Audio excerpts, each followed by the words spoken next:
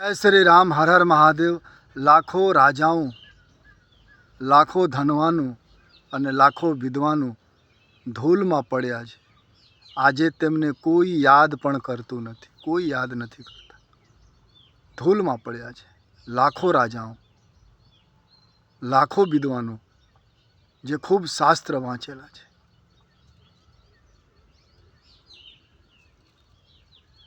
લાખો અહંકારી માણસો ધૂળમાં પડ્યા છે। અહંકારી માણસો, ક્રોધી માણસો ધૂળમાં પડ્યા છે। આજે કોઈ તેમને યાદ પણ કરતું નથી, તમે પણ કોઈ યાદ નહીં કરે। મત ફરો અભિમાનમાં, મત ફરો અહંકારમાં, મત ફરો ખોટા કામ કરીને। જગત માટે કાંઈ કરો ને તો શરીર ભલે ધૂળમાં હોય, દુનિયા તમે દિલમાં રાખે।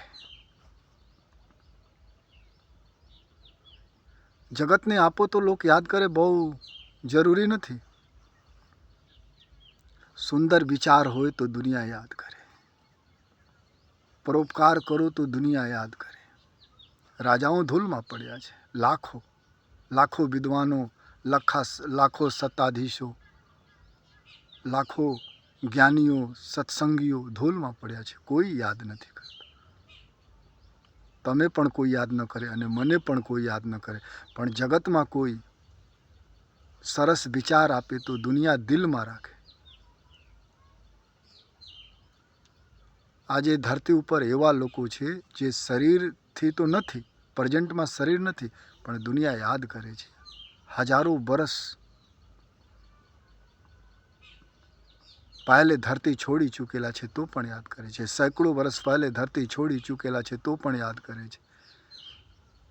નહીં તો 7 પેઢીનું નામ નથી યાદ કોઈને।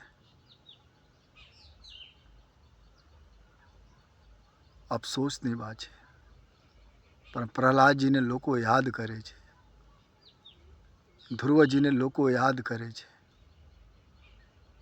રાજા અમરીશને યાદ કરે છે। રાજા અમરીશ કરતાં મોટા મોટા રાજા ધૂળમાં પડેલા છે, કોઈ યાદ નથી કરતું, પણ રાજા અમરીશને યાદ કરે છે, કારણ રાજા અમરીશ ભજન કરેલા છે, પરોપકાર કરેલા છે। આ માનુષ તન મળેલા છે, દેવતાઓ માટે પણ દુર્લભ છે, અને તમે મનુષ્ય બનેલા છો તો પરોપકાર કરો। સમાજમાં સરસ વિચાર આપો, નફરત છોડો।